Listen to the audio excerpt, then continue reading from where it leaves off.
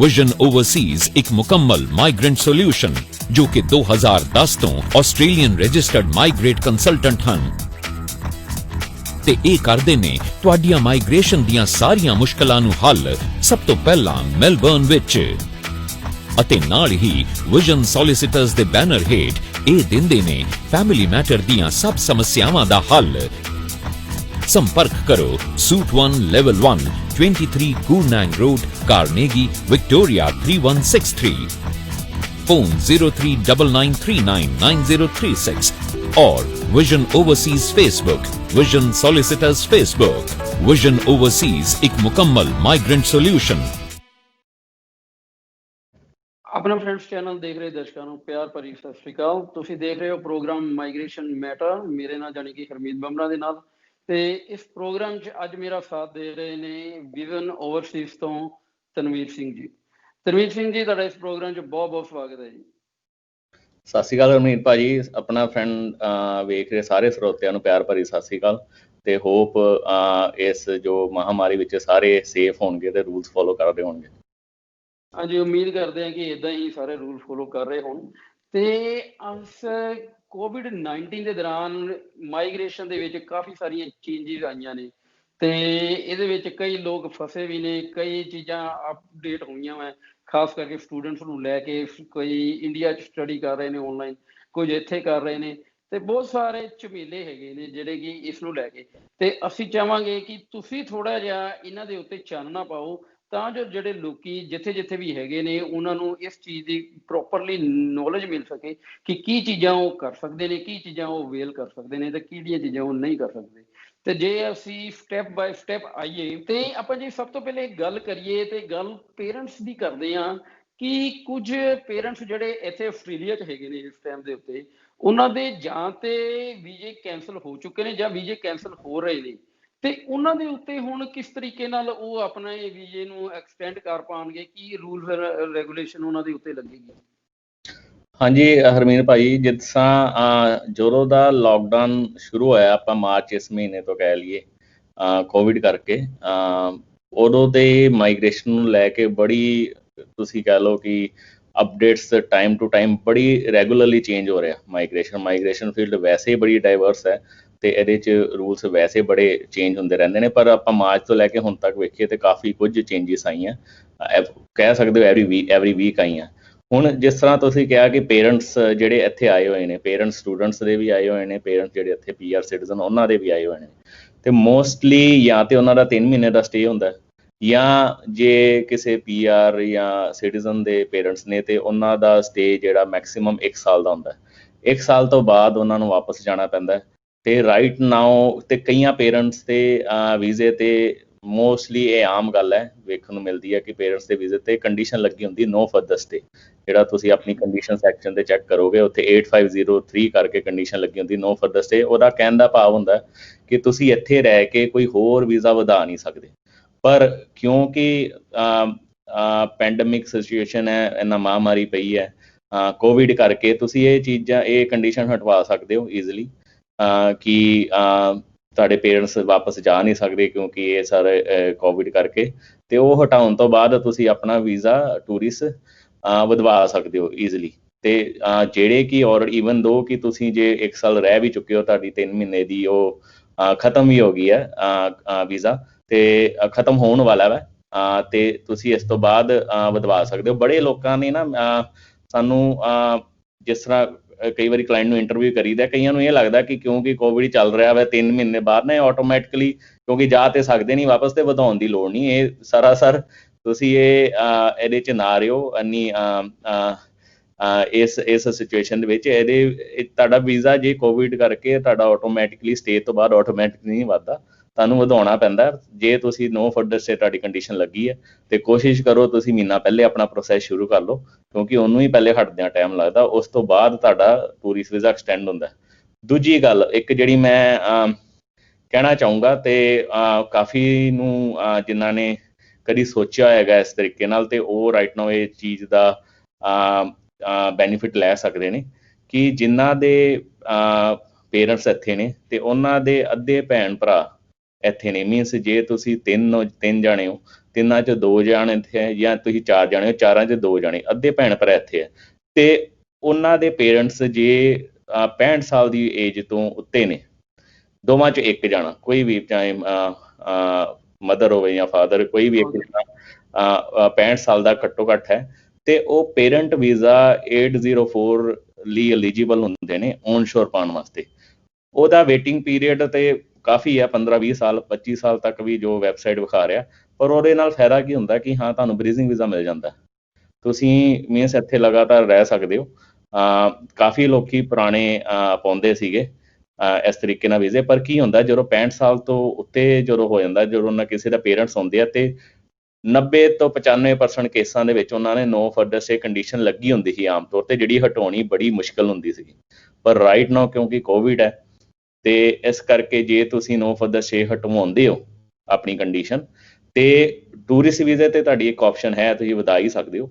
ਪਰ ਕਿਉਂਕਿ ਤੁਹਾਡੀ ਕੰਡੀਸ਼ਨ ਹਟ ਗਈ ਹੈ, ਤੇ ਪੇਰੈਂਟਸ ਤੁਹਾਡੇ ਦੋਵਾਂ 'ਚੋਂ ਇੱਕ ਜਾਣਾ 65 ਸਾਲ ਤੋਂ ਉੱਤੇ ਹੈ, ਤੇ ਤੁਸੀਂ ਰਾਦਰ ਦੈਨ ਟੂਰਿਸਟ ਪਾਉਣ ਵਾਸਤੇ ਤੁਸੀਂ ਅਗਰ 804 ਵੀ ਪਾਉਂਦੇ ਹੋ, ਜਿਹੜਾ ਕਿ ਏਜ ਪੇਰੈਂਟ ਵੀਜ਼ਾ ਜਿਹਨੂੰ ਕਹਿੰਦੇ ਨੇ, ਤੇ ਉਹਦੇ ਲਈ ਹੈ ਕਿ ਤੁਹਾਨੂੰ ਸਟੇ ਵੀ ਮਿਲ ਜਾਂਦਾ, ਤੇ ਪਲੱਸ ਤੁਸੀਂ ਬਰੀਜ਼ਿੰਗ ਵੀਜ਼ਾ ਵੀ ਤੁਹਾਡਾ ਚੱਲਦਾ, ਐਕਟਿਵ ਹੋ ਜਾਂਦਾ। ਕੱਲ੍ਹ ਨੂੰ ਤੁਸੀਂ ਵਾਪਸ ਜਾਣਾ ਇੰਡੀਆ, ਤੇ ਤੁਸੀਂ ਬਰੀਜ਼ਿੰਗ ਬੀ ਲੈ ਕੇ ਜਾ ਸਕਦੇ ਹੋ, ਜਿਹੜਾ ਕਿ ਸਾਲ ਤੱਕ ਵੀ ਮਿਲ ਜਾਂਦਾ, ਤੇ ਉਹਦੇ ਵਿੱਚ ਫਿਰ ਤੁਹਾਨੂੰ ਅੱਗੇ ਟੂਰਿਸਟ ਵੀਜ਼ੇ ਦੀ ਇੰਨੀ ਜ਼ਿਆਦਾ ਲੋੜ ਨਹੀਂ ਪਏਗੀ।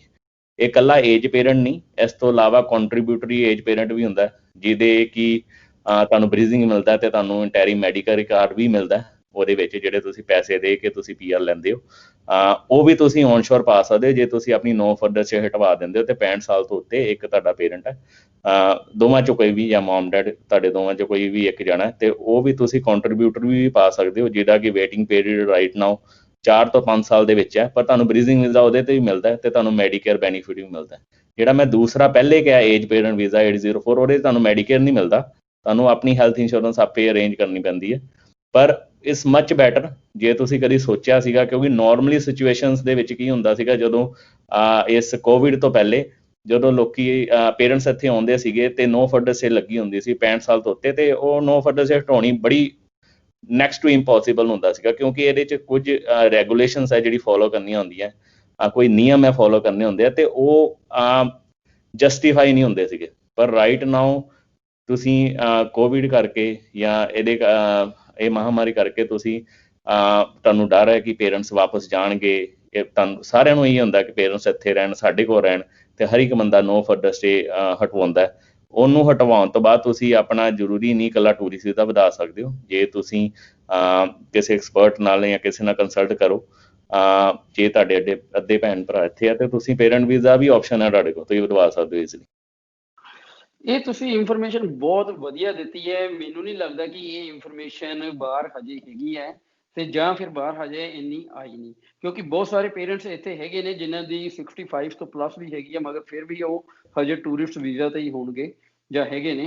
ਮਗਰ ਇੱਕ ਚੀਜ਼ ਇਹਦੇ ਵਿੱਚ ਇਹ ਹੈਗੀ ਹੈ, ਜਿਹੜਾ ਤੁਸੀਂ ਕਿਹਾ ਕਿ ਅਗਰ ਉਹਨਾਂ ਦਾ ਇੱਕ ਜਣਾ ਇੱਥੇ ਹੈਗਾ, ਜਾਂ ਮੰਮੀ ਜਾਂ ਡੈਡੀ, ਹੁਣ ਜਦੋਂ ਉਹ ਪੇਰੈਂਟਸ ਆਪਣੇ ਟੂਰਿਸਟ ਵੀਜ਼ੇ ਤੋਂ ਅਗਰ ਏਜ ਪੀਰੀਅਡ ਵੀਜ਼ੇ ਤੇ ਜਾਂਦੇ ਨੇ, ਕੀ ਇਹ ਇੱਕ ਜਣੇ ਨੂੰ ਹੀ ਮਿਲੇਗਾ, ਜਾਂ ਇਹ ਬਰੀਜ਼ਿੰਗ ਵੀਜ਼ਾ ਦੇ ਵਿੱਚ ਅਗਰ ਉਹ ਚੇਂਜ ਹੁੰਦਾ ਕਿ ਇਹ ਦੋਵਾਂ ਦੇ, ਜਿਹੜਾ ਕੋਈ ਇੰਡੀਆ ਵੀ ਬੈਠੇ ਅਗਰ ਮਦਰ ਜਾਂ ਡੈਡ ਦੋਵਾਂ ਚੋਂ ਇੱਕ ਜਣਾ, ਉਹਨਾਂ ਨੂੰ ਵੀ ਨਾਲ ਹੀ ਉਹ ਸ਼ਾਮਲ ਹੋ ਜਾਣਗੇ ਇਸ ਦੇ ਵਿੱਚ?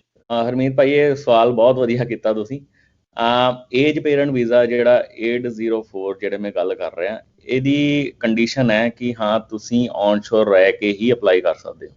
ਮੀਨਸ ਕਿ ਜੇ ਤੁਸੀਂ ਇੱਥੇ ਹੋ ਤਾਂ ਹੀ ਅਪਲਾਈ ਕਰ ਸਕਦੇ। ਜੇ ਤੁਹਾਡੇ ਦੋਵੇਂ ਪੇਰੈਂਟਸ ਇੱਥੇ ਆ, ਦੋਵਾਂ 'ਚ ਇੱਕ 65 ਸਾਲ ਦਾ, ਦੂਸਰੇ ਛੋਟੇ ਨੇ, ਤੇ ਜਿਹੜਾ ਮੇਨ ਐਪਲੀਕੈਂਟ ਆ ਉਹ 65 ਸਾਲ ਜਿਹੜੇ ਐਲੀਜੀਬਲ ਹੈ ਉਹ ਬਣ ਜਾਣਗੇ, ਦੂਸਰੇ ਐਸ ਡਿਪੈਂਡ ਉਹਨਾਂ ਦੇ ਨਾਲ ਐਸ ਸੈਕੰਡਰੀ ਐਪਲੀਕੈਂਟ ਬਣ ਕੇ, ਤੇ ਦੋਵਾਂ ਨੂੰ ਬਰੀਜ਼ਿੰਗ ਵੀਜ਼ਾ ਮਿਲੇਗਾ। ਪਰ ਜੇ ਤੁਹਾਡਾ ਇੱਕ ਪੇਰੈਂਟ, ਤੁਹਾਡੇ ਮੋਮ ਜਾਂ ਡੈਡ ਦੋਵਾਂ 'ਚ ਇੱਕ ਜਣਿਆਂ 'ਚੋਂ ਜਿਹੜੇ ਇੰਡੀਆ ਨੇ, ਇੱਕ ਇੱਥੇ ਨੇ, ਤੇ ਜਿਹੜੇ ਇੱਥੇ ਨੇ ਉਹੀ ਪਾ ਸਕਦੇ ਨੇ, ਕਿਉਂਕਿ ਇਹਦੀ ਕੰਡੀਸ਼ਨ ਹੈ ਕਿ ਹਾਂ, ਐਪਲੀਕੈਂਟ ਜਿਹੜਾ ਵੀ ਮੇਨ ਐਪਲੀਕੈਂਟ ਹੈ ਜਾਂ ਕੋਈ ਵੀ ਇਹਦੇ ਵਿੱਚ ਐਡ ਹੁੰਦਾ, ਉਹਨਾਂ ਦਾ ਆਸਟ੍ਰੇਲੀਆ ਹੋਣਾ ਬਹੁਤ ਜ਼ਰੂਰੀ ਹੈ, ਤੇ ਬਰੀਜ਼ਿੰਗ ਵੀਜ਼ਾ ਵੀ ਉਹਨਾਂ ਨੂੰ ਹੀ ਮਿਲੂਗਾ ਜਿਹੜੇ ਇੱਥੇ ਰਹਿ ਕੇ ਪਾਉਣਗੇ।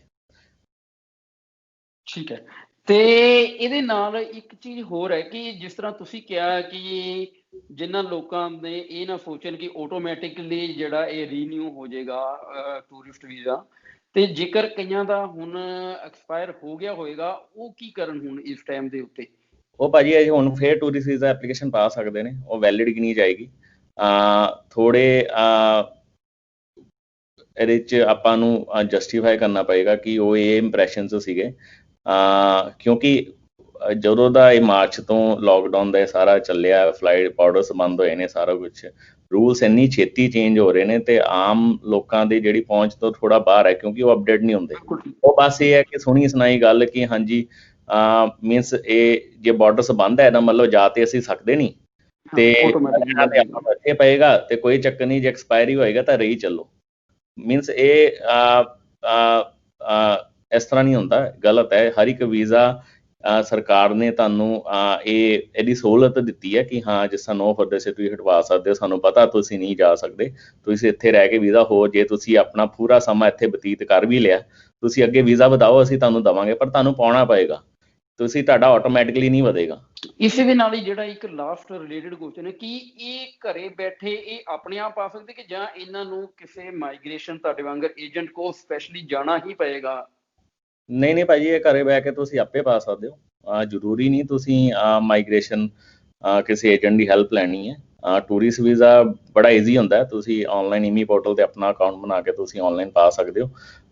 ਨੋ ਫਰਦਰ ਸਟੇ ਹਟਾਉਣ ਵਾਸਤੇ ਤੁਹਾਨੂੰ ਸ਼ਾਇਦ ਹੈਲਪ ਚਾਹੀਦੀ ਹੋਊਗੀ ਕਿਸੇ ਵਰਡ ਦੀ, ਕਿਉਂਕਿ ਉਹਦੇ 'ਚ ਤੁਹਾਨੂੰ ਇੱਕ ਕਹਿ ਲਓ ਸਬਮਿਸ਼ਨਸ ਵੀ ਬਣਾਉਣੀ ਪੈਂਦੀ ਹੈ ਕਿ ਉਹ ਵਾਪਸ ਕਿਉਂ ਨਹੀਂ ਜਾ ਸਕਦੇ, ਕਿਉਂਕਿ ਰਾਈਟ ਨਾਓ ਫਲਾਈਟਸ ਚੱਲ ਰਹੀਆਂ ਥੋੜ੍ਹੀਆਂ ਟਾਈਮ ਟੂ ਟਾਈਮ, ਮੀਨਸ ਇੰਨੀ ਰੈਗੂਲਰ ਨਹੀਂ ਚੱਲ ਰਹੀਆਂ ਜਾਣ ਵਾਸਤੇ ਇੰਡੀਆ, ਫਿਰ ਵੀ ਟਾਈਮ ਟੂ ਟਾਈਮ ਚੱਲ ਰਹੀਆਂ। ਪਰ ਕਈਆਂ ਦੇ ਪੇਰੈਂਟਸ ਹੈ ਕਿ ਉਹ ਸਾਰਾ ਪਰਿਵਾਰ ਹੀ ਇੱਥੇ ਹੈ ਤੇ ਉਹਨਾਂ ਦੇ ਸਿਰਫ ਪੇਰੈਂਟਸ ਉੱਥੇ ਨੇ, ਤੇ ਉਹ ਚਲੋ ਲੱਕੀਲੀ ਉਹਨਾਂ ਕੋਲ ਨੇ ਇੱਥੇ, ਤੇ ਉਹਨਾਂ ਨੂੰ ਇਹ ਡਰ ਹੈ ਕਿ ਉਹ ਵਾਪਸ ਚਲ ਜਾਣਗੇ ਜਾਂ ਇੰਡੀਆ ਜਾਂ ਜਿਹੜੀ ਵੀ ਕੰਟਰੀ ਨੂੰ ਬਿਲੋਂਗ ਕਰਦੇ ਨੇ, ਤੇ ਉਹਨਾਂ ਨੂੰ ਇਹ ਕਿ ਸਾਡੇ ਕੋਲ ਰਹਿਣ ਤੇ ਜ਼ਿਆਦਾ ਵਧੀਆ, ਕਿਉਂਕਿ ਅਸੀਂ ਜਿਸ ਤਰ੍ਹਾਂ ਨਿਯਮ ਇੱਥੇ ਰੂਲਸ ਫੋਲੋ ਕਰ ਰਹੇ ਹਾਂ ਤੇ ਇੱਥੇ ਰਹਿਣਗੇ ਤੇ ਸਾਡੇ ਅੱਖਾਂ ਅੱਗੇ ਰਹਿਣਗੇ, ਤੇ ਇਸ ਵੇਲੇ ਸਾਰਿਆਂ ਨੂੰ ਇਹੀ ਹੈ ਕਿ ਸਾਡਾ ਪਰਿਵਾਰ ਇਕੱਠਾ ਹੋਵੇ ਤੇ ਵਧੀਆ ਹੋਵੇ।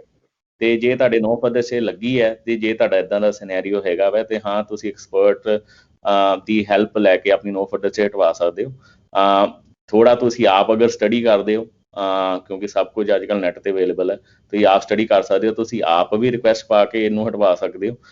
ਨਹੀਂ ਤੇ ਟੂਰਿਸਟ ਵੀਜ਼ਾ ਨੋ ਡਾਊਟ ਤੁਸੀਂ ਈਜ਼ੀਲੀ ਵਧ ਸਕਦਾ, ਕਿਉਂਕਿ ਇਹ ਇੰਨਾ ਆਈ ਡੋਂਟ ਥਿੰਕ ਇਹ ਕੋਈ ਰੌਕਟ ਸਾਇੰਸ ਹੈ ਟੂਰਿਸਟ ਵੀਜ਼ਾ ਵਧਾਉਣਾ, ਕਿਉਂਕਿ ਇਹਦੇ 'ਚ ਨਾਰਮਲੀ ਲੋਕੀ ਮੋਸਟਲੀ ਜਦੋਂ ਇੰਡੀਆ ਜਾਂ ਕਿਤੋਂ ਵੀ ਆਉਂਦੇ ਆ 50 ਤੋਂ 55% ਲੋਕੀ ਇਹੀ ਹੈ ਕਿ ਆਪੇ ਹੀ, ਅੱਜ ਕੱਲ੍ਹ ਸਾਰੇ ਪੜ੍ਹੇ ਲਿਖੇ ਨੇ, ਆਪੇ ਹੀ ਅਪਲਾਈ ਕਰਦੇ। ਬਿਲਕੁਲ ਠੀਕ। ਤੇ ਮੈਂ ਆਪਣੇ ਦਰਸ਼ਕਾਂ ਨੂੰ ਇਹ ਵੀ ਦੱਸ ਦਿਆਂ ਕਿ ਵਿਜ਼ਨ ਓਵਰਸੀਜ਼ ਡੀਅਰ ਪਾਰਕ ਦੇ ਵਿੱਚ ਇਹਨਾਂ ਨੇ ਨਵਾਂ ਆਫਿਸ ਖੋਲ੍ਹਿਆ ਤੇ ਤੁਹਾਡੇ ਤੋਂ ਜ਼ਿਆਦਾ ਦੂਰ ਨਹੀਂ ਹੈ, ਸਿਰਫ 1 ਕॉल ਦੂਰ ਹੈ। ਤੁਹਾਨੂੰ ਕੋਈ ਵੀ ਕੁਐਸਚਨ ਹੈ, ਕਿਸੇ ਵੀ ਤਰ੍ਹਾਂ ਦੀ ਕੋਈ ਹੈਲਪ ਚਾਹੀਦੀ ਹੈ, ਤੁਸੀਂ ਟੂਰਿਸਟ ਵੀਜ਼ਾ ਆਪ ਵੀ ਬਣਾ, ਕੋਈ ਤੁਹਾਨੂੰ ਗਾਈਡਲਾਈਨ ਚਾਹੀਦੀ ਹੈ ਇਹਨਾਂ ਦੀਆਂ, ਤੁਸੀਂ ਇਹਨਾਂ ਨੂੰ ਥੱਲੇ ਇਹਨਾਂ ਦਾ ਨੰਬਰ ਦਿੱਤਾ ਹੋਇਆ, ਈਮੇਲ ਐਡਰੈਸ ਸਾਰਾ ਕੁਝ ਦਿੱਤਾ ਹੋਇਆ, ਕੀ ਸਰਵਿਸਿਜ਼ ਦਿੰਦੇ ਨੇ ਸਾਰਾ ਕੁਝ ਥੱਲੇ ਦਿੱਤਾ ਪਿਆ। ਤੁਸੀਂ ਇਹਨਾਂ ਨੂੰ ਇਹਨਾਂ ਦੇ ਨੰਬਰ ਤੇ ਜਾ ਕੇ ਕਾਲ ਕਰਕੇ ਕਿਸੇ ਵੀ ਟਾਈਮ ਦੇ ਉੱਤੇ ਇਹਨਾਂ ਦੀ ਹੈਲਪ ਲੈ ਸਕਦੇ ਜੀ। ਕਿ ਜਿਹੜੇ ਸਟੂਡੈਂਟਸ ਨੇ ਇੱਥੇ ਰਾਈਟ ਨਾਓ ਕੰਮ ਉਹਨਾਂ ਦਾ ਛੁੱਟੇ ਨੇ ਤੇ ਮੋਸਟਲੀ ਕਹਿ ਲਓ ਕਿ ਜੌਬਸ ਵਗੈਰਾ ਨਹੀਂ ਕਰ ਰਹੇ, ਉਹ ਲਾਕਡਾਊਨ 4 ਕਰਕੇ ਕਾਫੀ ਇੰਪਲੋਇਮੈਂਟ ਘੱਟ ਹੋਈ ਹੈ। ਜਿਹੜੇ PR ਸਿਟੀਜ਼ਨ ਨੇ ਉਹਨਾਂ ਨੂੰ ਤੇ ਕੋਈ ਨਾ ਕੋਈ ਬੈਨੀਫਿਟ ਸਰਕਾਰ ਕਰ ਰਹੀ ਹੈ, ਪਰ ਸਟੂਡੈਂਟ ਤੋਂ ਇੰਨਾ ਨਹੀਂ ਹੋ ਰਿਹਾ। ਤੇ ਤੁਹਾਡੇ ਮਾਧਿਅਮ ਥਾਈਂ ਮੈਂ ਉਹਨਾਂ ਨੂੰ ਕਹਿਣਾ ਚਾਹੁੰਦਾ ਕਿ ਕਿਸੇ ਦੇ ਭੈਣ ਪੇਰੈਂਟਸ ਇੱਥੇ ਆਏ ਨੇ ਜਾਂ ਕੁਛ ਹੈ, ਚਾਹੇ 9 ਫਰਵਰੀ ਸੇ ਲੱਗੀ ਹੈ ਜਾਂ ਉਹਨਾਂ ਤੇ ਟੂਰਿਸਟ ਵੀਜ਼ਾ ਉਹਨਾਂ ਨੇ ਵਧਵਾਉਣਾ ਜਾਂ ਕੁਛ ਕਰਨਾ, ਤੇ ਬੇਝਿਜਕ ਸਾਨੂੰ ਅਪਰੋਚ ਕਰਨ, ਅਸੀਂ ਆਪਣੀ ਕੋਈ ਫੀਸ ਉੱਤੇ ਚਾਰਜ ਨਹੀਂ ਕਰਾਂਗੇ। ਤੁਸੀਂ ਆਪਣੀ ਸਰਕਾਰੀ ਫੀਸ ਜਿਹੜੀ ਵੀ ਉਹ ਮਾਮੂਲੀ ਜਿਹੀ ਹੁੰਦੀ ਹੈ, 9 ਫਰਵਰੀ ਸੇ ਦੀ ਤੇ ਹੁੰਦੀ ਨਹੀਂ ਸਰਕਾਰੀ ਫੀਸ ਕੋਈ, ਉਹਦੇ ਤੇ ਸਿਰਫ ਤੁਹਾਡੀ ਰਿਕੁਐਸਟ ਜਾਂਦੀ ਹੈ, ਇੱਕ ਅਰਜੀ ਜਾਂਦੀ ਹੈ ਕਿ ਨੂੰ ਕਿਸ ਤਰ੍ਹਾਂ ਹਟਾਉਣੀ ਹੈ। ਬਾਕੀ ਜਿਹੜੀ ਟੂਰਿਸਟ ਵੀਜ਼ੇ ਦੀ ਜਿਹੜੀ ਔਨ ਸ਼ੋਰ ਇੱਕ ਪੇਰੈਂਟ ਦੀ ਜਿਹੜੀ ਫੀਸ ਹੈ ਅਰਾਊਂਡ $330 ਹੈ, ਤੇ ਉਹ ਤੁਹਾਨੂੰ ਆਪ ਭਰਨੀ ਪਏਗੀ। ਪਰ ਜੇ ਕੋਈ ਇਸ ਤਰ੍ਹਾਂ ਦਾ ਆਪਣਾ ਵੀਰ ਭਰਾ ਭੈਣ ਕੋਈ ਇਸ ਤਰ੍ਹਾਂ ਦੇ ਆ ਜਿਹੜੇ ਉਹ ਵੀ ਨਹੀਂ ਭਰ ਸਕਦੇ, ਤੇ ਅਸੀਂ ਉਹ ਵੀ ਭਰ ਦਾਂਗੇ। ਬਹੁਤ ਬਹੁਤ ਸ਼ੁਕਰੀਆ ਤੁਹਾਡਾ ਤਨਵੀਰ ਜੀ, ਖਾਸ ਕਰਕੇ ਅਸੀਂ ਤਾਂ ਇਹ ਸ਼ੁਕਰੀਆ ਕਰਾਂਗੇ ਵਿਜ਼ਨ ਓਵਰਸੀਜ਼ ਦਾ ਹੀ ਕਿ ਜਿਨ੍ਹਾਂ ਨੇ ਇਹ ਆਫਰ ਰੱਖੀ, ਤੇ ਮੈਨੂੰ ਉਮੀਦ ਹੈ ਕਿ ਅਵਲ ਤੇ ਰੱਬ ਕਰੇ ਸਭ ਦੀਆਂ ਨੌਕਰੀਆਂ ਸੇਫ ਹੋਣ, ਕਿਸੇ ਨੂੰ ਇਦਾਂ ਦੀ ਲੋੜ ਨਾ ਪਏ। ਅਗਰ ਕਿਸੇ ਨੂੰ ਲੋੜ ਹੈਗੀ ਹੈ, ਉਹ ਸਿਰਫ ਮੈਲਬਨ 'ਚ ਨਹੀਂ, ਆਸਟ੍ਰੇਲੀਆ 'ਚ ਕਿਤੇ ਵੀ ਹੋ ਸਕਦਾ, ਉਹ ਕੰਟੈਕਟ ਕਰ ਸਕਦਾ ਤਨਵੀਰ ਜੀ ਨੂੰ, ਵਿਜ਼ਨ ਓਵਰਸੀਜ਼ ਨੂੰ, ਨੰਬਰ ਥੱਲੇ ਦਿੱਤੇ ਹੋਏ ਨੇ। ਤੇ ਤਨਵੀਰ ਜੀ ਅਸੀਂ ਹੁਣ ਅੱਗੇ ਵਧਦੇ ਹਾਂ, ਤੇ ਹੁਣ ਸਟੂਡੈਂਟਸ ਇੰਡੀਆ 'ਚ ਸਟਕ ਹੈਗੇ ਨੇ ਮਗਰਲੇ ਕਈ ਮਹੀਨਿਆਂ ਤੋਂ, 7-8 ਮਹੀਨੇ ਹੀ ਹੋ ਗਏ, ਕਈਆਂ ਨੂੰ ਤੇ ਜ਼ਿਆਦਾ ਹੀ ਹੋ ਗਿਆ ਹੋਊਗਾ, ਦਸੰਬਰ ਤੋਂ ਪਹਿਲੇ ਦੇ ਗਏ ਨੇ। ਤੇ ਕੋਵਿਡ ਕਰਕੇ ਸਟਕ ਹੋ ਗਏ। ਹੁਣ ਉਹਨਾਂ ਦੀ ਸਟੱਡੀ ਜਿਹੜੀ ਆਨਲਾਈਨ ਚੱਲਦੀ ਪਈ ਹੈ, ਤੇ ਇਹ ਕੀ ਗਿਣੀ ਜਾਏਗੀ ਉਹਨਾਂ ਦੀ ਸਾਰੀ ਸਟੱਡੀ ਉਹ ਉੱਥੋਂ ਆਨਲਾਈਨ ਕਰਦੇ ਪਏ ਨੇ? ਇਹ ਕਿਸ ਤਰ੍ਹਾਂ ਦਾ ਹੈਗਾ ਥੋੜਾ ਜਿਹਾ, ਕਿਉਂਕਿ ਉਹਨਾਂ ਦੇ ਦਿਮਾਗ 'ਚ ਵੀ ਕਈ ਕੁਐਸਚਨ ਹੋਣਗੇ ਤੇ ਤੁਹਾਨੂੰ ਇਹ ਜ਼ਿਆਦਾ ਪਤਾ, ਤੁਸੀਂ ਕੁਝ ਉਹਨਾਂ ਦੇ ਇਹ ਜਿਹੜੇ ਦਿਮਾਗ ਦੇ ਸਵਾਲ ਹੈਗੇ ਇਹ ਅਗਰ ਕਲੀਅਰ ਕਰ ਪਾਓ। ਹਾਂਜੀ ਭਾਈ, ਜ਼ਰੂਰ ਸਾਰੀ ਗਿਣੀ ਜਾਏਗੀ ਸਟੱਡੀ ਜੀ ਉਹਨਾਂ ਦੀ, ਕਿਉਂਕਿ ਮੋਸਟਲੀ ਜਿਹੜੇ ਆਪਣੇ ਆਸਟ੍ਰੇਲੀਆ 'ਚ ਵੀ ਪੜ੍ਹ ਰਹੇ ਉਹ ਵੀ ਸਾਰੇ ਆਨਲਾਈਨ ਹੀ ਪੜ੍ਹ ਰਹੇ ਨੇ। ਇਹ ਸਰਕਾਰ ਨੇ ਪਿੱਛੇ ਇਹ ਅਨਾਊਂਸ ਕੀਤਾ ਸੀਗਾ ਕਿ ਜਿਹੜੇ ਵੀ ਆਫਸ਼ੋਰ ਨੇ, ਮੀਨਸ ਜਿਹੜੇ ਆਸਟ੍ਰੇਲੀਆ ਤੋਂ ਬਾਹਰ ਨੇ, ਤੇ ਉਹ ਜਿਹੜੇ ਸਟੱਡੀ ਉਹਨਾਂ ਦੀ ਆਨਲਾਈਨ ਚੱਲ ਰਹੀ ਹੈ ਉਹਨਾਂ ਦੀ ਸਾਰੀ ਕਾਊਂਟ ਹੋਏਗੀ। ਉਹ ਇੱਦਾਂ ਮੰਨਿਆ ਜਾਏਗਾ ਕਿ ਹਾਂ ਉਹਨਾਂ ਨੇ ਆਸਟ੍ਰੇਲੀਆ ਸਟੱਡੀ ਰਿਕੁਆਇਰਮੈਂਟ ਜਿਹੜੀ ਹੁੰਦੀ ਹੈ ਉਹ ਸਾਰੀ ਮੀਟ, ਤੁਸੀਂ ਅੱਗੇ PR ਪਾਥਵੇ ਜਾਂ ਕੋਈ ਵੀ TR ਪਾਥਵੇ ਤੁਸੀਂ ਪਾਉਂਦੇ ਹੋ, ਤੇ ਉਹਨਾਂ ਦੀ ਰਿਕੁਆਇਰਮੈਂਟ ਹੁੰਦੀ ਹੈ ਕਿ ਤੁਸੀਂ ਸਟੱਡੀ ਆਸਟ੍ਰੇਲੀਆ 'ਚ ਰਹਿ ਕੇ ਕੀਤੀ ਹੋਣੀ ਚਾਹੀਦੀ।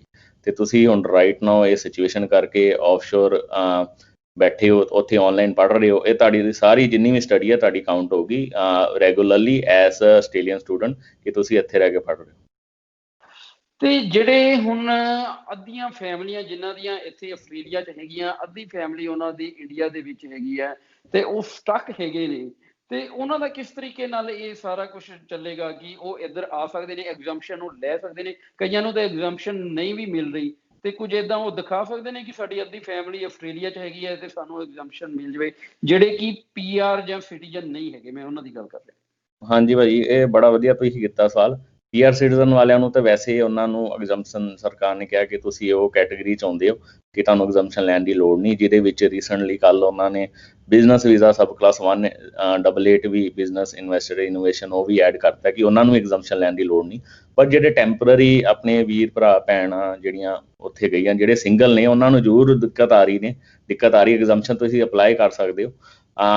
ਹੁਣ ਐਗਜ਼ੈਂਪਸ਼ਨ ਜੇ ਤੁਹਾਡਾ ਨਾਰਮਲ ਸਿਨੈਰੀ ਹੋਏ ਤੇ ਰਾਈਟ ਨਾਓ ਕਾਫੀ ਦਿੱਕਤ ਆ ਰਹੀ ਹੈ, ਨਹੀਂ ਮਿਲਦੀ। ਪਿੱਛੇ ਇਹਨਾਂ ਨੇ ਅਨਾਊਂਸ ਵੀ ਕੀਤਾ ਸੀਗਾ ਕਿ ਹਾਂ ਸਟੂਡੈਂਟਸ ਨੂੰ ਇਹ ਸ਼ੁਰੂ ਕਰਨਗੇ ਪ੍ਰਾਇੋਰਟੀ, ਪਰ ਉਹ ਇੰਨੀ ਵੱਧ ਚੜ ਕੇ ਜਾਂ ਜਿਸ ਤਰੀਕੇ ਨਾਲ ਉੱਥੇ ਲੋਕੀ ਸਟਕ ਨੇ ਤੇ ਉਸ ਹਿਸਾਬ ਨਾਲ ਨਹੀਂ ਹੋ ਪਾ ਰਿਹਾ।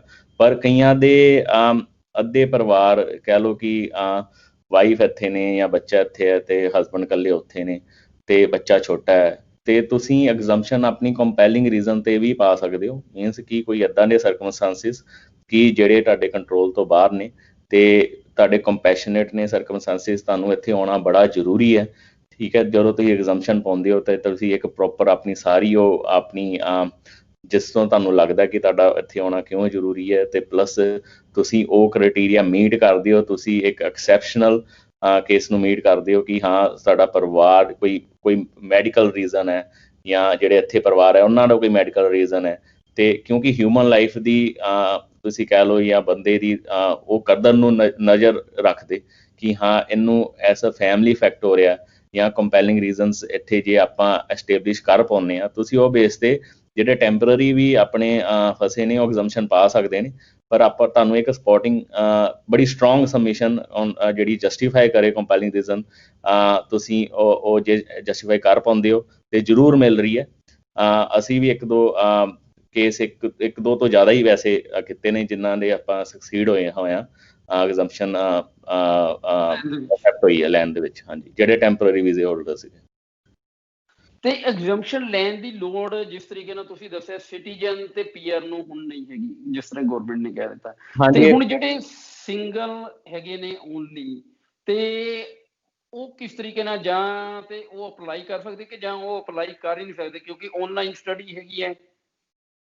ਅਪਲਾਈ ਕਰ ਸਕਦੇ ਭਾਜੀ, ਅਪਲਾਈ ਕਰਨ ਨੂੰ ਕੋਈ ਨਹੀਂ ਰੋਕਦਾ। ਤੁਸੀਂ ਇਮੀਗ੍ਰੇਸ਼ਨ ਦਾ ਜਿਹੜਾ ਮਿਨੀ ਉਹਨਾਂ ਦਾ ਜਿਹੜਾ ਵੈਬਸਾਈਟ ਹੈ ਜਿੱਥੇ ਉਹ ਕੋਵਿਡ ਕਰਕੇ ਉੱਥੇ ਸਾਰਾ ਕੁਝ ਉੱਥੇ ਇਨਫੋਰਮੇਸ਼ਨ ਦਿੱਤੀ ਹੈ, ਤੁਸੀਂ ਕਿਹੜੇ ਕਿਹੜੇ ਸਿਨੈਰੀਓ 'ਚ ਅਪਲਾਈ ਕਰ ਸਕਦੇ ਹੋ, ਕਿਸ ਤਰ੍ਹਾਂ ਅਪਲਾਈ ਕਰ ਸਕਦੇ ਹੋ। ਜੇ ਤੁਸੀਂ ਮੈਡੀਕਲ ਫੀਲਡ ਨੂੰ ਬਿਲੋਂਗ ਕਰਦੇ ਹੋ, ਸਿੰਗਲ ਹੋ ਤੁਸੀਂ, ਕਿਉਂਕਿ ਜਿਹੜਾ ਕ੍ਰਿਟੀਕਲ ਸੈਕਟਰ ਰਾਈਟ ਨਾਓ ਜਿਹੜਾ ਚੱਲ ਰਿਹਾ ਕਿ ਹਾਂ ਮੈਡੀਕਲ ਫੀਲਡ ਕੋਵਿਡ ਕਰਕੇ ਜਿਹੜੇ ਮੈਡੀਕਲ ਫੀਲਡ ਨੂੰ ਬਿਲੋਂਗ ਕਰਦੇ ਜਾਂ ਕ੍ਰਿਟੀਕਲ ਸੈਕਟਰ ਨੂੰ ਬਿਲੋਂਗ ਕਰਦੇ, ਜਿਹਦੇ ਵਿੱਚ ਤੁਸੀਂ ICT ਜਾਂ ਡਿਵੈਲਪਰ IT ਵਾਲੇ ਬੰਦੇ ਵੀ ਹੈ, ਤੇ ਉਹ ਇੱਕ ਲਿਸਟ ਹੈ ਜਿਹੜੀ ਅਸੀਂ ਆਪਣੇ ਫੇਸਬੁੱਕ ਪੇਜ 'ਤੇ ਵੀ ਪਾਈ ਸੀਗੀ। ਤੇ ਆਪਾਂ ਨਿਊਜ਼ ਲੈਟਰ ਵੀ ਐਵਰੀ ਵੀਕ ਕੱਢਦੇ ਹਾਂ, ਉਹਦੇ ਵਿੱਚ ਵੀ ਮੋਸਟ ਪ੍ਰੋਬਲੀ ਆਪਾਂ ਜਿਹੜੀ ਵੀ ਇੱਕ ਵੀਕ ਦੀ ਸਾਰੀ ਨਿਚੋੜ ਹੈ ਤੁਸੀਂ ਜਿਹੜਾ ਲੋਕਾਂ ਨੂੰ ਜਾਣਨਾ, ਉਹਦੇ 'ਚ ਉਹ ਸਾਰਾ ਕੁਝ ਸ਼ਾਮਲ ਹੁੰਦਾ। ਜੇ ਤੁਸੀਂ ਉਹ ਸੈਕਟਰ ਕ੍ਰਿਟੀਕਲ ਸੈਕਟਰ ਨੂੰ ਬਿਲੋਂਗ ਕਰਦੇ ਹੋ, ਚਾਹੇ ਤੁਸੀਂ ਟੈਂਪਰਰੀ ਵੀਜ਼ੇ 'ਤੇ ਹੋ ਜਾਂ ਸਟੂਡੈਂਟ ਵੀ ਜਿਹੜੇ ਮਰਜ਼ੀ ਵੀ ਟੈਂਪਰੇਰੀ ਵੀਜ਼ੇ ਤੇ ਉਹ ਤੁਸੀਂ ਐਗਜ਼ੰਪਸ਼ਨ ਅਪਲਾਈ ਕਰ ਸਕਦੇ ਹੋ, ਤੁਹਾਨੂੰ ਮਿਲ ਰਹੀ ਹੈ। ਬਸ ਤੁਹਾਨੂੰ ਇਹ ਜਸਟੀਫਾਈ ਕਰਨਾ ਪੈਂਦਾ ਕਿ ਤੁਹਾਨੂੰ ਇੱਕ ਖਾਸ ਹਿਸਾਬ ਦੀ ਸਪੋਰਟਿੰਗ ਲੈਟਰ, ਚਾਹੇ ਤਾਂ ਤੁਸੀਂ ਇੱਥੇ ਪੜ੍ਹ ਕੁਕਰੀ ਰਹੇ ਹੋ ਜਾਂ ਆਟੋਮੋਟਿਵ ਪੜ੍ਹ ਰਹੇ ਹੋ ਜਾਂ ਤੁਸੀਂ ਹੋਰ ਕੋਈ ਅਕਾਊਂਟਿੰਗ ਕਰ ਰਹੇ ਹੋ, ਕੁਝ ਵੀ ਕਰ ਰਹੇ ਹੋ, ਪਰ ਜੇ ਤੁਸੀਂ ਕੰਮ ਵੀ ਕਰ ਰਹੇ ਹੋ ਉਹ ਕ੍ਰਿਟੀਕਲ ਸੈਕਟਰ 'ਚ, ਉਹ ਫੀਲਡ 'ਚ, ਤੁਸੀਂ ਉਹਨੂੰ ਅੰਪਲੋਇਰ ਵੱਲੋਂ ਐਸਾ ਲੈਟਰ ਲੈ ਕੇ ਕਿ ਮੈਂ ਉੱਥੇ ਇਹ ਜੌਬ ਕਰ ਰਿਹਾ ਤੇ ਇੰਨੇ ਟਾਈਮ ਤੋਂ ਕਰ ਰਿਹਾ, ਤੁਸੀਂ ਉਹਦੇ ਬੇਸ ਤੇ ਵੀ ਐਗਜ਼ੰਪਸ਼ਨ ਅਪਲਾਈ ਕਰ ਸਕਦੇ ਹੋ। ਤੇ ਇਹ ਸਰਕਾਰ ਅਸੈਪਟ ਕਰ ਰਹੀ ਹੈ ਕਿਉਂਕਿ ਇਹ ਕ੍ਰਿਟੀਕਲ ਸੈਕਟਰ ਉਹਨਾਂ ਨੇ ਜਿਹੜੀ ਆਕੂਪੇਸ਼ਨਸ ਜਿਹੜੀਆਂ ਹੈ, ਜਿਹਦੇ 'ਚ nursing, age care sector, ICT ਵਾਲੇ, ਇਹ ਸਾਰੇ ਉਹਦੇ ਵਿੱਚ ਆਉਂਦੇ ਨੇ। ਤੇ ਇਹਦੇ ਵਿੱਚ ਜੇ ਤੁਸੀਂ ਇਕੱਲੀ ਜੌਬ ਵੀ ਕਰ ਰਹੇ ਹੋ ਤੇ ਜਾਣ ਤੋਂ ਪਹਿਲੇ ਕਰ ਵੀ ਦੇ ਸੀਗੇ, ਇਹਨੂੰ ਯੂਜ਼ ਕਰਕੇ ਐਗਜ਼ੰਪਸ਼ਨ ਤੁਸੀਂ ਅਪਲਾਈ ਕਰ ਸਕਦੇ ਹੋ ਤੇ ਤੁਹਾਨੂੰ ਜ਼ਰੂਰ ਮਿਲੇਗੀ ਐਗਜ਼ੰਪਸ਼ਨ। ਤੇ ਕੁਝ ਕੁਐਸਚਨ ਇਦਾਂ ਦੇ ਹੈਗੇ ਨੇ ਜਿਹੜੇ ਕਿ ਇੰਡੀਆ ਬੈਠੇ ਹੋਏ ਨੇ ਸਟੂਡੈਂਟ, ਤੇ ਉਹਨਾਂ ਦਾ ਮਾਰਚ ਦੇ ਅਰਾਊਂਡ ਆਪਣਾ ਕੋਰਸ ਡਿਗਰੀ ਜੋ ਵੀ ਸੀਗੀ ਉਹਨਾਂ ਦੀ ਉਹ ਕੰਪਲੀਟ ਹੋ ਗਈਆਂ। ਬਾਅਦ ਚ ਉਸ ਤੋਂ ਬਾਅਦ ਇੱਕ ਟਾਈਮ ਪੀਰੀਅਡ ਹੁੰਦਾ ਹੈ ਕਿ ਉਸ ਟਾਈਮ ਪੀਰੀਅਡ ਦੇ ਅੰਦਰ ਉਹਨਾਂ ਨੇ ਆਪਣਾ ਐਕਸਪੀਰੀਅੰਸ ਸ਼ੋ ਕਰਨਾ ਹੁੰਦਾ ਹੈ ਪ੍ਰੈਕਟੀਕਲੀ, ਜਿਹੜਾ ਕਿ ਕਿਤੇ ਨਾ ਕਿਤੇ ਆਪਣੀ ਫੀਲਡ ਦੇ ਵਿੱਚ ਜਾ ਕੇ। ਹੁਣ ਉਹ ਸਟੂਡੈਂਟਸ ਦਾ ਉਹ ਪੀਰੀਅਡ ਜਿਹੜਾ ਹੈਗਾ ਐਕਸਪੀਰੀਅੰਸ ਦਿਖਾਉਣ ਦਾ, ਉਹ ਕਿਸ ਤਰੀਕੇ ਨਾਲ ਚੱਲਣਗੇ? ਭਾਈ ਮਾਰਚ ਸਟੱਡੀ ਐਕਸਪੀਰੀਅੰਸ ਤੁਸੀਂ ਜਿਹੜਾ ਕਹਿ ਰਹੇ ਹੋ, ਆਈ ਥਿੰਕ ਤੁਸੀਂ ਸਵਾਲ ਇਹ ਹੈ ਕਿ ਹਾਂ ਜਿਹੜਾ ਮਾਰਚ ਜਦੋਂ ਤੋਂ ਤੁਹਾਡੀ ਸਟੱਡੀ ਮੁੱਕਦੀ ਹੈ, ਤੁਸੀਂ ਵਿਦਿਨ 6 ਮੰਥ ਆਪਣੀ 485 TR ਦੀ ਐਪਲੀਕੇਸ਼ਨ ਪਾਉਣੀ ਹੁੰਦੀ ਹੈ। ਪਲੱਸ ਜਿਹੜਾ ਤੁਸੀਂ ਐਕਸਪੀਰੀਅੰਸ ਵਾਲਾ ਵੀ ਕੁਐਸਚਨ ਕੀਤਾ ਤੇ ਉਹ ਵੀ ਬੜਾ, ਕਿਉਂਕਿ ਮੋਸਟਲੀ ਜਿਹੜੇ ਟ੍ਰੇਡ ਕੁਆਲੀਫਿਕੇਸ਼ਨ ਹੈ ਜਾਂ ਜਿਹੜੇ ਟ੍ਰੇਡ ਨੂੰ ਮੀਟ ਜਿੱਦਾਂ ਆਟੋਮੋਟਿਵ ਸਾਰਾ ਕੁਝ, ਉਹਨਾਂ ਨੂੰ 360 ਘੰਟੇ ਦਾ ਐਕਸਪੀਰੀਅੰਸ ਚਾਹੀਦਾ ਹੁੰਦਾ। ਤੁਸੀਂ ਉਹ ਕਹਿ ਰਹੇ ਹੋ ਤੇ ਉਹ ਰਾਈਟ ਨਾਓ ਉਹ ਥੋੜਾ ਲਿੰਬੋ ਰਾਈਟ ਨਾਓ ਉਹਦੇ 'ਚ ਚੱਲ ਰਿਹਾ। ਇਹ ਨਿਊਜ਼ 'ਚ ਵੀ ਆਇਆ ਸੀਗਾ ਕੱਲ ਕਿ ਉਹਦੇ 'ਚ ਕੋਈ ਸਰਕਾਰ ਨੇ ਅਨਾਊਂਸ ਤੇ ਕੀਤਾ ਸੀਗਾ, ਪਰ ਹੁਣ ਜਿਹੜੇ ਆਲਰੇਡੀ ਸਟੱਡੀ ਜਿਹੜੇ ਤੇ ਗ੍ਰੈਜੂਏਸ਼ਨ ਜਿਨ੍ਹਾਂ ਨੇ ਕੀਤੀ ਹੈ ਜਾਂ ਉਹ, ਤੇ ਦੂਸਰਾ 485 ਦੋ ਤਰੀਕੇ ਦੇ ਹੁੰਦੇ, ਇੱਕ ਗ੍ਰੈਜੂਏਟ ਐਂਟਰੀ ਹੁੰਦਾ, ਇੱਕ ਪੋਸਟ ਸਟੱਡੀ ਵਰਕ ਵੀਜ਼ਾ ਹੁੰਦਾ। ਪੋਸਟ ਸਟੱਡੀ ਵਾਲਾ ਤੇ ਉਹ ਤੁਸੀਂ ਪਾ ਸਕਦੇ ਹੋ ਆਫਸ਼ੋਰ ਬੈਠੇ ਹੀ, ਜੇ ਤੁਸੀਂ ਆਇਲਟਸ ਨਹੀਂ ਹੈ, ਆਇਲਟਸ ਵੀ ਤੁਸੀਂ ਰਸੀਦ ਲਾ ਕੇ ਤੁਸੀਂ ਕਰ ਸਕਦੇ ਹੋ। ਪਰ ਜਿਹੜੇ ਐਕਸਪੀਰੀਅੰਸ ਜਿਹੜੇ ਇੱਥੇ ਨਹੀਂ, ਜਿਨ੍ਹਾਂ ਨੇ ਪਹਿਲੇ ਪੁਰਾਣਾ ਕੀਤਾ ਵਾ, they can go ahead and ਉਹ ਪਾ ਸਕਦੇ ਨੇ। ਪਰ ਜਿਹੜੇ ਆਲਰੇਡੀ ਉੱਥੇ ਬੈਠੇ ਸੀਗੇ ਤੇ ਉਹਨਾਂ ਨੂੰ ਸੀਗਾ ਕਿ ਹਾਂ ਐਕਸਪੀਰੀਅੰਸ ਸਾਡਾ ਚੱਲ ਰਿਹਾ ਸੀਗਾ ਜਾਂ ਇੰਨਾ ਥੋੜਾ ਜਾਂ ਇੰਨਾ ਰਹਿ ਗਿਆ, ਤੇ ਉਹਦਾ ਕੋਈ ਇੰਨਾ ਜ਼ਿਆਦਾ ਰਾਈਟ ਨਾਓ ਕੋਈ ਹੈਲਪ ਨਹੀਂ ਹੈ। ਪਰ ਇਹ ਨਿਊਜ਼ 'ਚ ਵੀ ਕਾਫੀ ਜ਼ਿਆਦਾ ਕੱਲ ਨਿਊਜ਼ 'ਚ ਵੀ ਆਇਆ ਸੀਗਾ, ਪਰ ਇਹਦੇ ਆਈ ਥਿੰਕ ਕੋਈ ਆਉਂਦੇ ਸਮੇਂ ਵਿੱਚ ਜਲਦੀ ਇਹਦੇ ਵਿੱਚ ਵੀ ਕੁਛ ਨਾ ਕੁਛ ਤਬਦੀਲੀ ਜ਼ਰੂਰ ਆਉਣੀ ਚਾਹੀਦੀ ਹੈ, ਕਿਉਂਕਿ ਬੜੇ ਲੋਕੀ ਉੱਥੇ ਫਸੇ ਨੇ ਜਿਹੜੇ ਟ੍ਰੇਡ ਕੋਰਸ ਵਗੈਰਾ 'ਚ ਹੈਗੇ ਨੇ, ਜਿਹਦੇ 'ਚ ਤੁਹਾਨੂੰ ਐਕਸਪੀਰੀਅੰਸ ਚਾਹੀਦਾ ਤੇ ਉਹ ਉੱਥੇ ਬਹਿ ਕੇ ਨਹੀਂ ਪੂਰਾ ਕਰ ਸਕਦੇ। ਤੇ ਉਹ ਮਤਲਬ ਕਿ ਇਦਾਂ ਨਹੀਂ ਹੋ ਸਕਦਾ ਕਿ ਇੰਡੀਆ ਦੇ ਕਿਸੇ ਆਟੋਮੋਬਾਈਲ ਜਾਂ ਇੰਡੀਆ ਦੀ ਕਿਸੇ ਕੁਕਰੀ ਦਾ ਸੇਮ ਫੀਲਡ 'ਚ ਇੰਡੀਆ ਦਾ ਐਕਸਪੀਰੀਅੰਸ ਉਹ ਸ਼ੋ ਕਰ ਪਾਣ? ਇਦਾਂ ਦਾ ਹਜੇ ਤੱਕ ਗਵਰਨਮੈਂਟ ਹਾਲੇ ਤੱਕ ਇਦਾਂ ਦਾ ਭਾਜੀ ਕੋਈ ਨਹੀਂ ਹੈ। ਜੇ ਆਏਗਾ ਵੀ ਤੇ ਸ਼ਾਇਦ ਉਹ ਕੋਈ ਹਿਸਾਬ ਦਾ ਉਹਨਾਂ ਦਾ ਲਿੰਕ ਹੋਏਗਾ ਆਸਟ੍ਰੇਲੀਆ ਨਾਲ। ਹੁਣ ਅਸੀਂ ਅੱਗੇ ਵਧਦੇ ਹਾਂ, ਜਿਹਦੇ ਵਿੱਚ ਇੱਕ ਸੁਣਨ 'ਚ ਆ ਰਿਹਾ ਹੈ ਕਿ ਵੀਜ਼ੇ ਨੂੰ ਲੈ ਕੇ ਇੰਡੀਆ ਤੋਂ ਜਿਹੜੇ ਵੀਜ਼ੇ ਲੱਗਦੇ ਪਏ ਨੇ ਉਹਦੇ ਵਿੱਚ ਕਾਫੀ ਫਰੋਡ ਹੋ ਰਹੇ ਨੇ, ਤੇ ਉਹ ਖਬਰ ਵੀ ਕਾਫੀ ਫੈਲੀ ਹੈ। ਇਹ ਵੀਜ਼ਾ ਫਰੋਡ ਕੀ ਹੈਗਾ, ਜੇ ਤੁਸੀਂ ਥੋੜਾ ਜਿਹਾ ਚਾਨਣਾ ਪਾ ਪਾਓ ਇਹਦੇ ਵਿੱਚ? ਭਾਈ ਵੀਜ਼ਾ ਫਰੋਡ ਇਹ ਨਕਲੀ ਵੀਜ਼ੇ ਬਣਦੇ ਆ, ਐਡਿਟ ਕੀਤੇ ਜਾਂਦੇ ਨੇ। ਇਹ ਸਾਨੂੰ ਵੀ ਕਹਿ ਲਓ ਪਿਛਲੇ 2 ਮਹੀਨੇ ਦੇ ਵਿੱਚ ਮੈਨੂੰ ਘੱਟੋ ਘੱਟ 5-6 ਤੇ ਮੈਨੂੰ ਜਿਹੜੀ ਇਨਕੁਆਇਰੀਆਂ ਆਈਆਂ, ਜਿਹੜੇ ਮੈਂ ਉਹਨਾਂ ਨੂੰ ਚੈੱਕ ਕਰਕੇ ਦਿੱਤੇ ਕਿ ਭਾਈ ਤੇਰਾ ਕੋਈ ਵੀਜ਼ਾ ਨਹੀਂ ਲੱਗਾ ਤੇ ਐਵੇਂ ਪੈਸੇ ਨਾ ਤੁਸੀਂ ਕਿਤੇ ਫੂਕ ਕੇ ਆ ਜਿਓ, ਕਿਉਂਕਿ ਇਹ ਇੱਕ ਹਿਸਾਬ ਦਾ ਕਹਿ ਲਓ ਕਿ ਗਲਤ ਲੋਕਾਂ ਨੇ ਇੱਕ ਬਿਜ਼ਨਸ ਗਲਤ ਤਰੀਕੇ ਨਾਲ ਚਲਾਇਆ ਕਿ ਹਾਂ ਜਿਸ ਤਰੀਕੇ ਜਿਹਦੇ ਵਿੱਚ ਕਿ ਹਾਂ ਮੈਰੀਟਾਈਮ ਕਰੂ ਵੀਜ਼ਾ ਜੀ ਤੁਹਾਡਾ ਲੱਗ ਗਿਆ, ਐਡਿਟ ਕੀਤਾ ਜਾਂਦਾ, ਉੱਤੇ ਲਿਖਿਆ ਹੁੰਦਾ ਰਿਪਬਲਿਕ ਆਫ ਆਸਟ੍ਰੇਲੀਆ, ਜਿਹੜਾ ਕਿ ਕਦੀ ਤੁਸੀਂ ਗ੍ਰਾਂਟ ਲੈਟਰ ਵੀ ਕਰੋ ਤੇ ਕਦੀ ਰਿਪਬਲਿਕ ਆਫ ਆਸਟ੍ਰੇਲੀਆ ਨਹੀਂ ਹੁੰਦਾ, ਇਹ ਡਿਪਾਰਟਮੈਂਟ ਆਫ ਹੋਮ ਅਫੇਅਰਸ ਵੱਲੋਂ ਆਉਂਦੀ ਹੈ ਸਾਰਾ ਕੁਝ। ਤੇ ਉਹਦੇ 'ਚ ਉਹਨਾਂ ਨੂੰ ਇੱਕ ਹਿਸਾਬ ਦਾ ਠੱਗਿਆ ਜਾ ਰਿਹਾ ਕਿ ਹਾਂ ਤੁਸੀਂ ਤੁਹਾਡਾ ਇਹ ਵੀਜ਼ਾ ਲੱਗ ਗਿਆ, ਇੰਨੇ ਤੁਸੀਂ ਪੈਸੇ ਦੇ ਜੋ ਤੇ ਹਾਂ ਵੀਜ਼ਾ ਤੁਸੀਂ ਆਪਣਾ ਲੱਗ ਗਿਆ ਤੇ ਤੁਸੀਂ ਆਪਣਾ ਵੀਜ਼ਾ। ਦੂਜੀ ਪਹਿਲੀ ਗੱਲ, ਇੱਕ ਮੈਂ ਸਾਰਿਆਂ ਨੂੰ ਦੱਸਣਾ ਚਾਹੁੰਦਾ ਜਿਨ੍ਹਾਂ ਨੂੰ ਮੋਸਟ ਪ੍ਰੋਬਬਲੀ ਲੋਕਾਂ ਨੂੰ ਤੇ ਪਤਾ ਹੀ ਹੈ, ਪਰ ਹੋਰ ਕੰਟਰੀਜ਼ ਵਾਂਗੂ ਆਸਟ੍ਰੇਲੀਆ ਦਾ ਜਿਹੜਾ ਸਿਸਟਮ ਹੈ ਥੋੜਾ ਡਿਫਰੈਂਟ ਹੈ, ਕਿਉਂਕਿ ਇਹਦੇ ਵਿੱਚ ਤੁਹਾਨੂੰ ਇਲੈਕਟ੍ਰੋਨਿਕ ਵੀਜ਼ਾ ਮਿਲਦਾ, ਤੁਹਾਡਾ ਪਾਸਪੋਰਟ ਨਹੀਂ ਜਾਂਦਾ ਕਿਤੇ ਐਮਬੈਸੀ ਜਾਂ ਕੁਝ ਵੀ, ਕਿਉਂਕਿ ਕਈ ਕੰਟਰੀਜ਼ 'ਚ ਪਾਸਪੋਰਟ ਤੁਹਾਨੂੰ ਭੇਜਣਾ ਪੈਂਦਾ ਵੀਜ਼ਾ ਲੱਗਣ ਵਾਸਤੇ। ਆਸਟ੍ਰੇਲੀਆ ਦਾ ਟੋਟਲੀ ਇਲੈਕਟ੍ਰੋਨਿਕ ਵੀਜ਼ਾ। ਜੇ ਤੁਹਾਨੂੰ ਕੋਈ ਕਹਿੰਦਾ ਕਿ ਤੁਹਾਡੇ ਪਾਸਪੋਰਟ ਦੇ ਵੀਜ਼ਾ ਲੱਗ ਗਿਆ ਜਾਂ ਕੁਛ ਹੈ, ਸਾਰਾ ਝੂਠ ਹੈ, ਤੁਹਾਨੂੰ ਉੱਥੇ ਹੀ ਸ਼ੱਕ ਹੋ ਜਾਣਾ ਚਾਹੀਦਾ। ਦੂਸਰੀ ਗੱਲ ਕਿ ਹਾਂ ਜਿਹੜਾ ਕਿਉਂਕਿ ਤੁਹਾਡਾ ਮੋਸਟਲੀ ਸਾਰਾ ਕੁਝ ਇਲੈਕਟ੍ਰੋਨਿਕ ਵੀਜ਼ਾ, ਤੁਸੀਂ ਕੋਈ ਵੀ ਇਦਾਂ ਦੇ ਫਰਾਡ ਤੋਂ ਤੁਸੀਂ ਆਪ ਬਚ ਸਕਦੇ ਹੋ। ਤੁਸੀਂ ਇੱਥੇ ਸਾਨੂੰ ਜਾਂ ਹੋਰ ਵੀ ਕੋਈ ਮਾਈਗ੍ਰੇਸ਼ਨ ਕੰਸਲਟੈਂਟ ਨੂੰ ਕਿਸੇ ਨੂੰ ਵੀ ਇਹਨਾਂ ਕੋ ਅਥਾਰਟੀ ਹੁੰਦੀ ਕਿ ਇਹ ਚੈੱਕ ਕਰ ਸਕਦੇ ਨੇ ਵੀਜ਼ਾ, ਤੇ ਆਈ ਡੋਂਟ ਥਿੰਕ ਕਿ ਕੋਈ ਵੀ ਤੁਹਾਨੂੰ ਚਾਰਜ ਕਰੇਗਾ, ਕਿਉਂਕਿ ਇਹਦੇ 'ਚ ਜ਼ਿਆਦਾ ਐਫਰਟ ਕੁਛ ਵੀ ਨਹੀਂ ਲੱਗਦਾ। ਬਸ ਸਾਨੂੰ ਸਾਨੂੰ ਤੁਹਾਡੇ ਤੋਂ ਅਥਾਰਟੀ ਸਾਈਨ ਕਰਾਉਣੀ ਪੈਂਦੀ ਕਿ ਅਸੀਂ ਤੁਹਾਡੇ ਬਿਹਾਫ 'ਤੇ ਤੁਹਾਡਾ ਸਟੇਟਸ ਚੈੱਕ ਕਰ ਸਕਦੇ ਨਹੀਂ ਕਰ ਸਕਦੇ। ਪਰ ਇਹਨੂੰ ਤੁਸੀਂ ਆਪ ਵੀ ਚੈੱਕ ਕਰ ਸਕਦੇ ਹੋ। ਤੁਸੀਂ ਅਗਰ ਡਿਪਾਰਟਮੈਂਟ ਦੀ ਵੈਬਸਾਈਟ 'ਤੇ ਜਾਓ ਤੇ ਚਾਹੇ ਗੂਗਲ ਕਰ ਲਓ VEVO ਕਰਕੇ ਵੀਵੋ, ਉੱਥੇ ਤੁਸੀਂ ਆਪਣਾ ਅਕਾਊਂਟ ਬਣਾ ਕੇ ਆਪਣੇ ਪਾਸਪੋਰਟ ਡਿਟੇਲਸ ਇੱਕ ਵਾਰੀ ਬਣ ਗਿਆ ਅਕਾਊਂਟ, ਆਪਣੇ passport details date of birth ਪਾਓਗੇ ਤੇ ਤੁਹਾਨੂੰ ਪਤਾ ਲੱਗ ਜਾਏਗਾ ਕਿ ਇਸ ਵੇਲੇ ਤੁਸੀਂ ਵੀਜ਼ਾ ਹੋਲਡ ਕਰ ਰਹੇ ਹੋ ਆਸਟ੍ਰੇਲੀਆ ਦਾ ਕੋਈ ਕਿ ਨਹੀਂ ਕਰ ਰਹੇ, ਕਿ ਰਾਦਰ ਦੈਨ ਤੁਸੀਂ ਮੂਰਖ ਨਾ ਤੁਹਾਨੂੰ ਬਣਾਇਆ ਜਾਵੇ, ਕੋਈ ਤੁਹਾਡਾ ਫਾਇਦਾ ਨਾ ਉਠਾਵੇ। ਤੇ ਤੁਸੀਂ ਆਪ ਇਹ ਚੀਜ਼ਾਂ ਚੈੱਕ ਕਰੋ। ਤੁਸੀਂ ਆਪ ਨਹੀਂ ਕਰ ਸਕਦੇ, if you think it's bit hard for you, ਠੀਕ ਹੈ, ਅਪਰੋਚ ਐਨੀਵਨ। ਆਈ ਥਿੰਕ ਸਾਰੇ ਹੈਲਪਫੁਲ ਹੈ ਇੱਥੇ ਰਾਈਟ ਨਾਓ। ਮਾਈਗ੍ਰੇਸ਼ਨ ਕੰਸਲਟੈਂਟ ਜਿੰਨੇ ਵੀ ਆਈ ਥਿੰਕ ਉਹਨਾਂ ਦਾ ਬੜਾ ਵੱਡਾ ਯੋਗਦਾਨ ਹੈ ਰਾਈਟ ਨਾਓ, ਜਿਸਨੇ ਵੀ ਆਪਣੇ ਟੈਂਪਰੇਰੀ ਵੀਜ਼ੇ ਨੇ। ਆਈ ਡੋਂਟ ਥਿੰਕ ਕਿ ਹਾਂ ਤੁਹਾਨੂੰ ਕੋਈ ਵੀ ਇਹ ਚੀਜ਼ ਚੈੱਕ ਕਰਨ ਵਾਸਤੇ ਕੋਈ ਚਾਰਜ ਕਰੇਗਾ। ਇਸ ਵੇਲੇ ਸਾਰਿਆਂ ਨੂੰ ਇੱਕ ਦੂਜੇ ਦੀ ਲੋੜ ਹੈ। ਜੇ ਤੁਸੀਂ ਕਿਸੇ ਨੂੰ ਵੀ ਅਪਰੋਚ ਕਰ ਸਕਦੇ ਹੋ, ਤੁਸੀਂ ਆਪ ਵੀ ਚੈੱਕ ਕਰ ਸਕਦੇ ਹੋ, ਪਰ ਬਿਨਾਂ ਸੋਚੇ ਸਮਝੇ ਜਾਂ ਬਿਨਾਂ ਕਿਸੇ ਦੀ ਆ ਕੇ ਤੁਸੀਂ ਇਹ ਨਾ ਕਰੋ, ਕਿਉਂਕਿ ਤੁਸੀਂ ਪੈਸੇ ਪਤਾ ਨਹੀਂ ਕਿੱਥੋਂ ਲੋਕਾਂ ਨੇ ਢਿੱਡੋਂ ਪਾੜ ਕੇ ਪਤਾ ਨਹੀਂ ਕਿੱਥੋਂ ਉਹਨਾਂ ਨੇ ਦੇਣੀ ਹੈ। It's very hard earn money. ਸੋਚ ਸਮਝ ਕੇ ਸਾਰਾ ਕੁਝ ਕਰੋ, ਅਵੇਅਰ ਰਹੋ। ਸਭ ਕੁਝ ਅਵੇਲੇਬਲ ਹੈ, ਨਹੀਂ ਹੈ ਤੁਸੀਂ ਕਿਸੇ ਐਕਸਪਰਟ ਦੀ ਸਲਾਹ ਲਓ, ਜਾਂ ਜ਼ਰੂਰੀ ਨਹੀਂ ਆਸਟ੍ਰੇਲੀਆ, ਕੋਈ ਹੋਰ ਕੰਟਰੀ ਦੇ ਵਿੱਚ ਵੀ ਹੈ। ਤੇ ਹਰ ਇੱਕ ਕੰਟਰੀ ਦੇ ਵਿੱਚ ਜੇ ਕੋਈ ਕੈਨੇਡਾ ਹੈ ਜਾਂ ਹੋਰ ਕੰਟਰੀ 'ਚ, ਉੱਥੋਂ ਦੇ ਰਜਿਸਟਰਡ ਏਜੰਟਸ ਹੁੰਦੇ ਨੇ, ਤੁਸੀਂ ਉਹਨਾਂ ਨੂੰ ਈਮੇਲ ਦੇ ਥਰੂ ਸੰਪਰਕ ਕਰ ਸਕਦੇ ਹੋ ਬਿਫੋਰ ਇੱਦਾਂ ਦਾ ਕੁਝ ਤੁਸੀਂ ਸ਼ਿਕਾਰ ਹੋਣ ਤੋਂ ਪਹਿਲੇ। ਬਹੁਤ ਬਹੁਤ ਸ਼ੁਕਰੀਆ ਤਨਵੀਰ ਸਿੰਘ ਜੀ ਤੁਹਾਡਾ, ਅੱਜ ਇਹ ਸਾਰੀਆਂ ਗੱਲਾਂ ਦਾ, ਸਾਰੀਆਂ ਚੀਜ਼ਾਂ ਦਾ ਇਨਫੋਰਮੇਸ਼ਨ ਦੇਣ ਲਈ।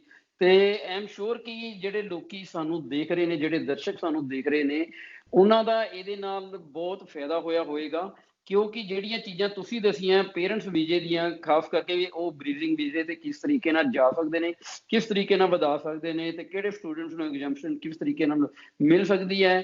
ਤੇ ਮੈਂ ਫੇਰ ਐਂਡ ਤੇ ਇਹੋ ਹੀ ਕਹਾਂਗਾ ਕਿ ਵਿਜ਼ਨ ਓਵਰਸੀਜ਼ ਦਾ ਇੱਕ ਆਫਿਸ ਹੈਗਾ ਡੀਅਰ ਪਾਰਕ ਦੇ ਵਿੱਚ, ਤੇ ਹਰ ਜਗ੍ਹਾ ਇਹ ਅਵੇਲੇਬਲ ਨੇ ਥਰੂ ਫੋਨ ਲਾਈਨ, ਈਮੇਲ। ਤੁਸੀਂ ਇੰਡੀਆ 'ਚੋਂ ਇੱਥੇ ਹੋ ਜਾਂ ਕਿਤੇ ਹੋਰ ਹੋ, ਆਸਟ੍ਰੇਲੀਆ 'ਚ ਕਿਸੇ ਵੀ ਜਗ੍ਹਾ ਤੇ ਇਹਨਾਂ ਨੂੰ ਕੰਟੈਕਟ ਕਰ ਸਕਦੇ ਹੋ, ਕਿਸੇ ਵੀ ਟਾਈਮ ਤੇ ਈਮੇਲ ਕਰ ਸਕਦੇ ਹੋ, ਫੋਨ ਕਾਲ ਕਰ ਸਕਦੇ ਹੋ। ਤੇ ਮੈਨੂੰ ਪੂਰਾ ਯਕੀਨ ਹੈ ਕਿ ਇਹ ਤੁਹਾਡਾ ਜਵਾਬ ਵਿਦਿਨ ਦਾ ਟਾਈਮ ਦੇਣਗੇ ਤੇ ਤੁਹਾਡੇ ਸਾਰੇ ਮਸਲਿਆਂ ਦਾ ਹੱਲ ਕਰਨਗੇ।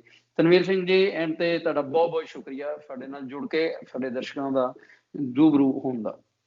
ਸਤਿ ਸ੍ਰੀ ਅਕਾਲ ਜੀ ਸਾਰਿਆਂ ਨੂੰ। ਹੱਸਦੇ ਵਸਦੇ ਰਹੋ, ਤਾਂ ਰੱਬ ਤੁਹਾਨੂੰ ਇਹ ਸਾਰਿਆਂ ਨੂੰ ਸਾਨੂੰ ਇਹ ਮਹਾਮਾਰੀ ਤੋਂ ਛੇਤੀ ਕੱਢੇ, ਤਾਂ ਕਿ ਆਪਾਂ ਜਿੱਦਾਂ ਪਹਿਲੇ ਘੁੰਮਦੇ ਸੀ ਉੱਦਾਂ ਘੁੰਮੀਏ ਸੜਕਾਂ। ਬਿਲਕੁਲ ਠੀਕ ਹੈ ਜੀ, ਬਿਲਕੁਲ ਠੀਕ ਹੈ। ਸਤਿ ਸ੍ਰੀ ਅਕਾਲ।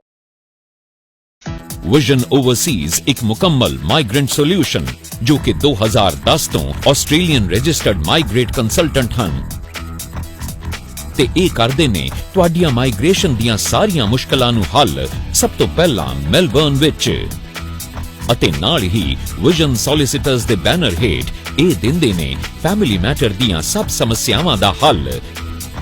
ਸੰਪਰਕ ਕਰੋ suite 1 level 1 23 Koornang Road, Carnegie, Victoria 3163, phone 0399399036 और Vision Overseas Facebook, Vision Solicitors Facebook. Vision Overseas एक मुकम्मल माइग्रेंट सोल्यूशन